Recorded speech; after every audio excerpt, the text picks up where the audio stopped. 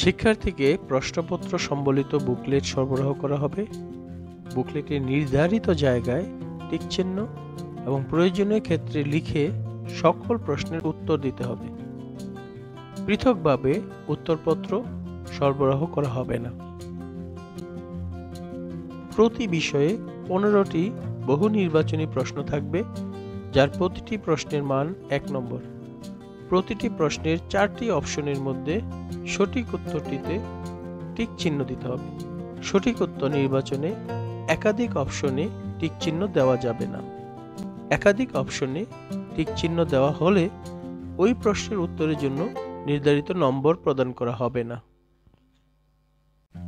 বাংলা, প্রাথমিক গণিত, ইংরেজি ও প্রাথমিক বিজ্ঞান এই 4টি বিষয়ের প্রতিটির জন্য 25 নম্বর করে সর্বমোট 100 নম্বরের পরীক্ষা অনুষ্ঠিত হবে।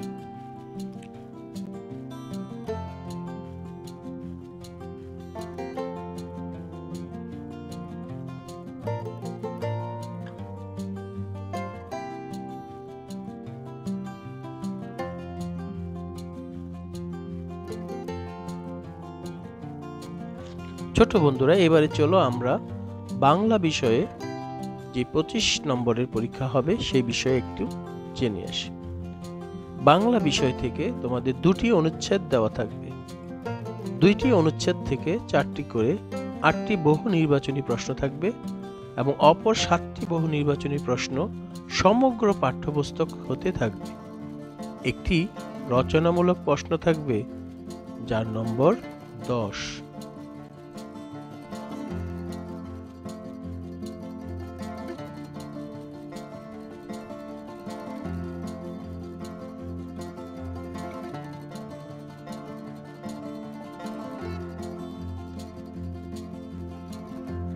গণিত বিষয়ে সমগ্র পাঠ্যপুস্তক হতে 15টি বহু নির্বাচনী প্রশ্ন থাকবে। 2টি সমস্যা সমাধানমূলক প্রশ্ন থাকবে। প্রতিটির মান 5 নম্বর করে, মোট 10 নম্বর।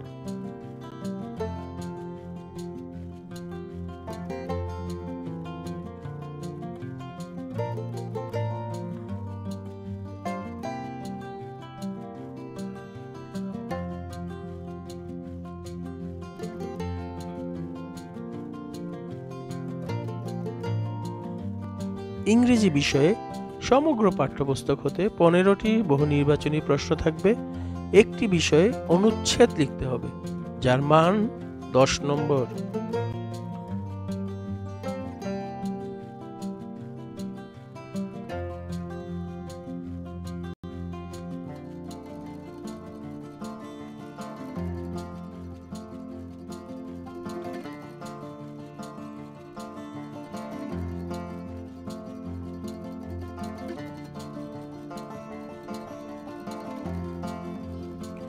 প্রাথমিক বিজ্ঞান বিষয়ে সমগ্র পাঠ্যপুস্তক হতে 15টি বহু নির্বাচনী প্রশ্ন থাকবে। 2টি রচনামূলক প্রশ্ন থাকবে। প্রতিটির মান 5 নম্বর করে, মোট 10 নম্বর।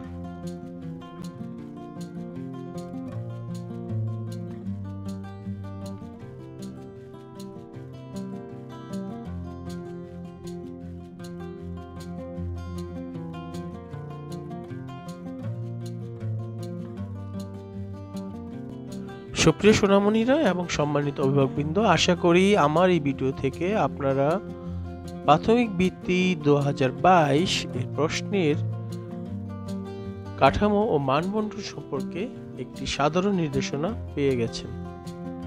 আপনারা এই নির্দেশনা অনুযায়ী আপনার সোনামণিকে প্রস্তুত করান এবং আশা করি এভাবে প্রস্তুতি নিলে আপনার সোনামণিকে নিয়ে আপনার যে কাঙ্ক্ষিত স্বপ্ন, সেই প্রাথমিক বৃত্তি 2022 সেটা অবশ্যই সফল হবে। আপনাদের সকলের প্রতি শুভকামনা রইল এবং সবাই ভালো থাকবেন এবং ভালো প্রস্তুতি নিন সবাই। ধন্যবাদ। আসসালামু আলাইকুম।